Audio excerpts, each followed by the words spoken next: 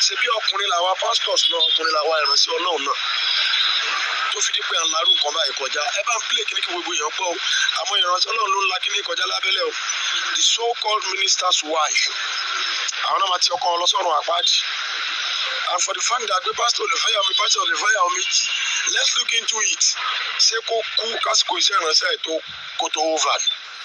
àwọn bàbá kan wọ́n retire àwọn at 75 or 80 kì í ṣe pé wọ́n ní kó fi ṣe olúwalẹ̀ ṣùgbọ́n kọ́ máa lọ sọ́jú kọ́ máa ṣe gbàṣà if you don't know check but one thing is let me give you an example somebody called me this morning. He's a pastor friend of mine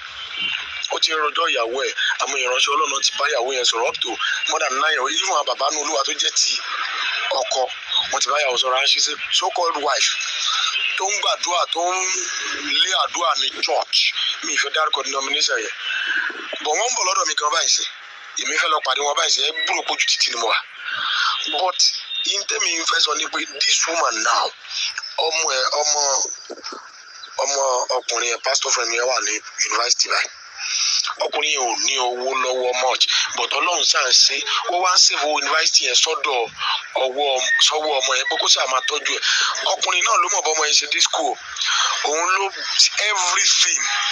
bọ́mọ yẹn ṣe dé school ọkùnrin náà ni tó fi wá university but now ọmọ yẹn ti dé university bàbá yẹn dẹ̀ sọ pé tó ní sùn jẹ́ máa dáwọ́ ìṣẹ́ lọ́wọ́ ó lóun kọ́kọ́ fún ní 50k after 50k ó ṣàn send owó yẹn sọ ọmọ yẹn fẹ́ sọ 245 ìyá pásítọ̀ yìí òun nìkan ló dá wà ó fẹ́ gbé ìyá ẹ̀ kú níbi tó wà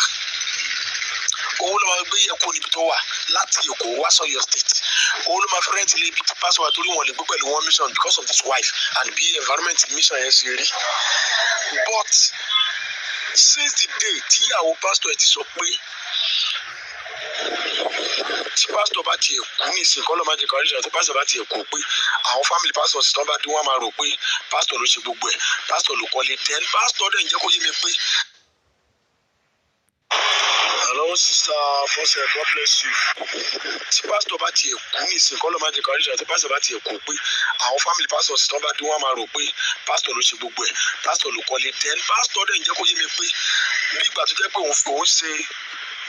kílẹ̀ tí ń pè ceiling they have owó òun ò tí ì pè lówó support òun kàn support òun díẹ̀díẹ̀ kì í ṣe pé òun ló kọ́lé from the foundation even iléeṣẹ́ àgbẹ̀bí gan pastor yáwó ló fi kọ́ lọ́mọbìnrin ìfikún bọ̀ lójú ẹbí kún ló ṣe gbogbo ẹni eventually gan pastor lóun ti ẹ̀gbọ́n òun ti pè òun ti pé ìyàwó òun sọ fún pé lásìgbà táwọn ti bẹ̀rẹ̀ iṣẹ́ ìrànṣẹ́ yẹn o pé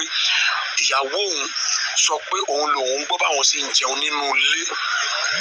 tó wọn sọ pé sí àbúrò òun ò kì í ṣe nǹkan kan ni tó bọ́ bàtálẹ̀ tó fi Ọlọ́run búra pé rárá lọ́wọ́ ni tó Ọlọ́run òun dẹ̀ bí àbúrò òun ní kàn fílẹ̀ fọlọ́run kọ́ lọ́n ṣe dájọ́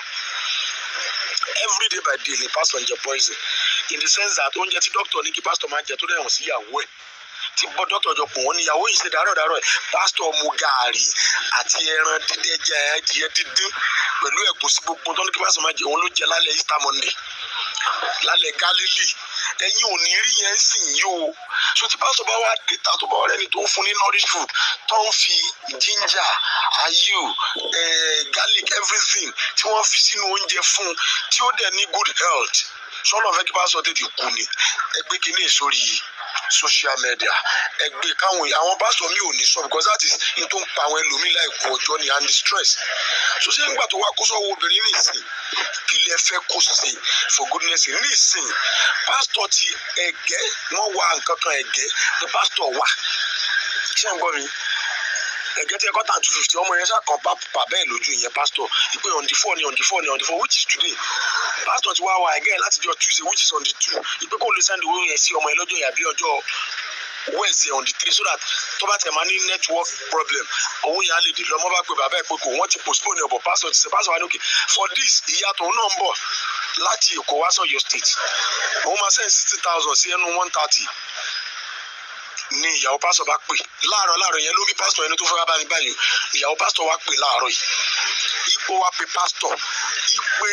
bó ló ṣe 130,000 tó wà lọ́wọ́ ẹ̀ ní pásítọ̀ ní ṣé mo máa ń bí ẹ́ léèrè owó ọjà tí wà lọ láago 8 àárọ̀ tí wà dé láago 10 alẹ́ ṣé mo máa ń bí ẹ́ léèrè so jábọ̀ fún mi ṣé mo fún mo financial update yẹ kí ló tó ń béèrè tèmi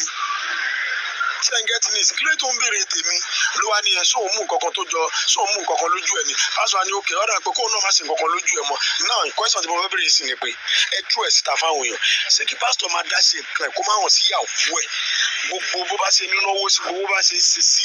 kó má hàn kó má ṣe tiwọn lọ́tọ̀ọ̀tọ̀ ló dà pé ó pé because this woman is at this pastor's leg mo pásítọ̀ dẹ̀ bèrè lọ́wọ́ ẹ̀ pé ṣó o pe ọmọ ẹ̀ ṣọmọ ẹ̀ ló sọ bẹ́ẹ̀ fún ẹ ìyàwó dínà ó lóun ò pé o pásítọ̀ wa pe ọmọ ní màmá òun ló pe òun ló bèrè pé ṣé bàbá òun ti send owó school fees sí òun